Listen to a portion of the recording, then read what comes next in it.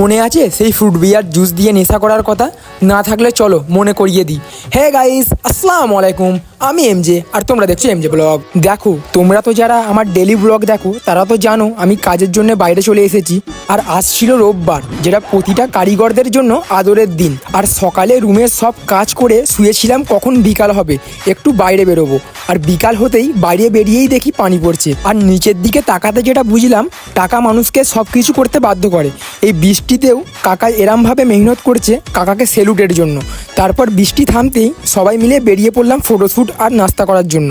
আর যেতে যেতে এত নিচে বরফ পড়েছিল কি বলবো বন্ধুরা। আর যাওয়ার পথে চায়ের দোকানে ঢুকেছিলাম, কারণ তুমি যদি চাই না খাও তুমি কিসের বাঙালি। তারপর একটু হালকা করে ফটো তুলে চলে এলাম বিরিয়ানির দোকানে। আর এখানের বিরিয়ানিটা দেখতে তো বিরিয়ানির মতো লাগছে না, কিন্তু টেস্টটা ছিল ভালোই। তবে আমাদের কলকাতার বিরিয়ানির সাথে এর কম্পেয়ার করাই যাবে না। তারপর বাইরে এসে সেই ছোটোবেলার সোডা খেতে ঢুকেছিলাম। আর অনেক দিন পর খেয়ে বেশ ভালোই লাগলো। আর আজমাউলের মতো ফুড বিয়ার খেয়ে কারা নেশা করো কমেন্টে বলতে ভুলবে না। তবে আজকে এতটাই থাক, দেখা হচ্ছে আবার কাল। টাটা।